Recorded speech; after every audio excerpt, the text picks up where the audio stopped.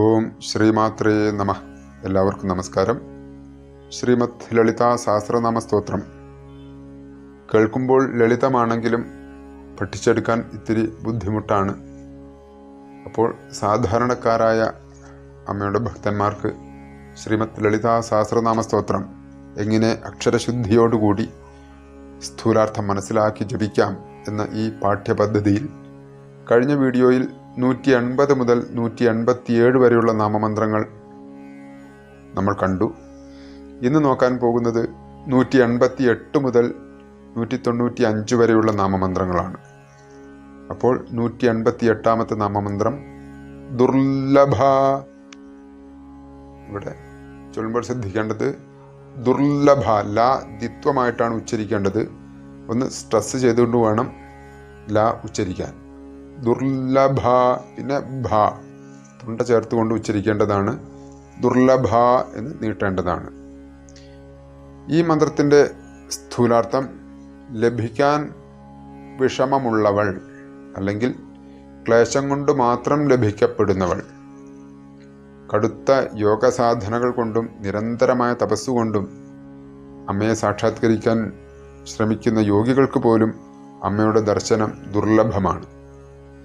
എങ്കിലും അമ്മയെ ശ്രീമാതാ എന്ന് വിളിച്ച് അത്രയും ഭക്തിയോടുകൂടി ശിശുഭാവനയോടുകൂടി ശ്രീമദ് ലളിതാ സഹസ്രനാമ സ്തോത്രം പഠിക്കാൻ ശ്രമിക്കുന്ന, അല്ലെങ്കിൽ അത് ജപിക്കുന്ന ആ ഭക്തന് അമ്മയെ പ്രാപിക്കാം എന്ന് വശിന്യാദി വാഗ്ദേവതമാർ ശ്രീമദ് ലളിതാ സഹസ്രനാമ സ്തോത്രത്തിൽ എഴുതി വച്ചിട്ടുണ്ട്.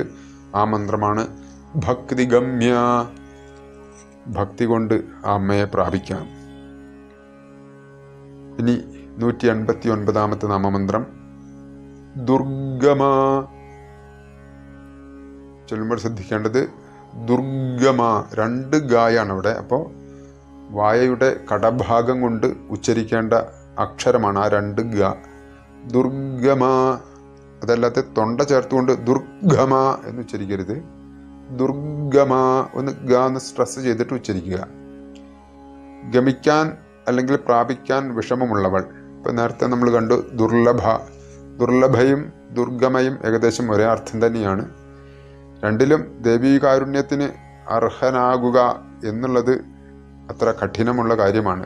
എങ്കിലും നേരത്തെ പറഞ്ഞതുപോലെ തന്നെ സാധാരണക്കാരായ നമ്മൾ അമ്മയെ ശിശുഭാവനയോടുകൂടി കണ്ട് ശ്രീമാതാ എന്ന് തുടങ്ങി ലളിതാംബികാവരെന്ന് ജപിച്ചു പോകുമ്പോൾ ആ ഭക്തിയിൽ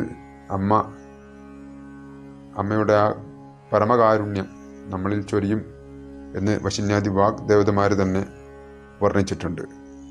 190ാമത്തെ നാമമന്ത്രം ദുർഗ. ഇവിടെ ദുർഗ 2 ഗായാണ്. നേരത്തെ നമ്മൾ കണ്ട ദുർഗമ അതുപോലെ തന്നെയാണ് ഇതിലും ദുർഗ എന്ന് നീട്ടേണ്ടതാണ്. ദുർഗാദേവി സത്വരജസ്തമോ ഗുണരൂപിണിയായ ശ്രീ മഹാകാളി, മഹാലക്ഷ്മി, മഹാസരസ്വതിയുടെ ഏകരൂപം. അതാണ് സാക്ഷാൽ ദുർഗാദേവി. പണ്ട് ദുർഗമൻ എന്ന അസുരനെ വധിച്ച ആ ദുർഗാദേവിയും സാക്ഷാൽ ലളിതാ മഹാത്രിപുര സുന്ദരി തന്നെ. അതുപോലെ തന്നെ ഭയങ്ങൾ, കഷ്ടപ്പാട്, രോഗങ്ങൾ ഇവയിൽ നിന്നൊക്കെ ഭക്തരെ രക്ഷിക്കുന്നവൾ എന്നൊരർത്ഥം കൂടി ദുർഗ എന്ന ഈ നാമത്തിൽ പറയാം.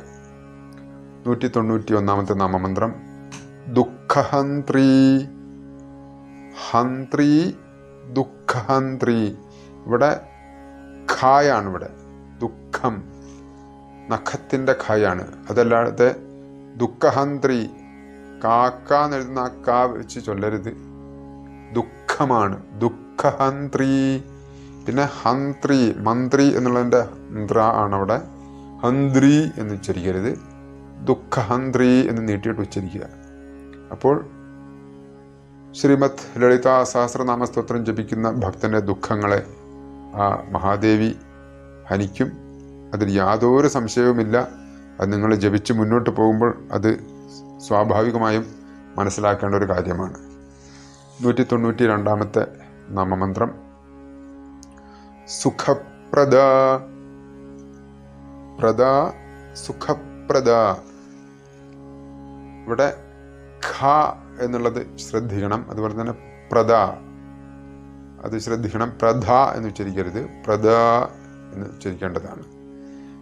സുഖത്തെ പ്രദാനം ചെയ്യുന്നവൾ. ലളിതാ സഹസ്രനാമ സ്തോത്രം ജപിക്കുന്ന ഭക്തന് ധനം, ആരോഗ്യം, കുടുംബബന്ധങ്ങൾ, ജ്ഞാനം തുടങ്ങിയ കാര്യങ്ങൾ ആ ദേവീകാരുണ്യം കൊണ്ടുണ്ടാകുന്നു എന്നിവിടെ സ്പഷ്ടമാക്കുന്നു. 193 നാമമന്ത്രം ദുഷ്ടദൂര. ഇവിടെ ദൂര, ദുഷ്ടദൂര, ദുഷ്ടന്മാർക്ക് ദൂരെയായിട്ടുള്ളവൾ, അതായത് ദുഷ്ടന്മാർക്ക് സമീപിക്കാനാവാത്തവൾ എന്നർത്ഥം. നേരത്തെ നമ്മൾ കണ്ടതാണ്, അമ്മ ഭക്തിയാൽ അമ്മയെ സമീപിക്കാം, അമ്മയെ പ്രാപിക്കാം. അപ്പോൾ അതുപോലെ തന്നെ ദുഷ്ടന്മാർക്ക് അമ്മയെ പ്രാപിക്കാൻ സാധ്യമല്ല എന്ന് തന്നെയാണ് ഇവിടെ വർണ്ണിച്ചിട്ടുള്ളത്. പിന്നെ ദുഷ്ടന്മാർക്ക് അവർക്ക് അർഹമായ കർമ്മഫലം ആ അമ്മ നൽകുന്നു. അതുപോലെ ലളിതാ സഹസ്രനാമ സ്തോത്രം സ്ഥിരമായി ജപിക്കുന്ന ഒരു ഭക്തൻ ദേവീരൂപനായി തന്നെ തീരുന്നു. അതുകൊണ്ട് തന്നെ ദുഷ്ടന്മാർക്ക് അയാൾ എന്ത് ചെയ്യണം എന്ന് ആലോചിച്ച് വന്നാൽ പോലും ഒന്നും ചെയ്യാൻ സാധിക്കില്ല. ദുഷ്ടന്മാർ ദൂരെ മാറി നിൽക്കുന്നു. അതുപോലെ തന്നെ ദുഷ്ടന്മാർ നമ്മളോട് ഏറ്റവും ശത്രുതയുള്ള ആളുകൾ പോലും നമ്മുടെ സുഹൃത്തുക്കളായി മാറുന്നത് നമുക്ക് അനുഭവം ഉണ്ടാവും.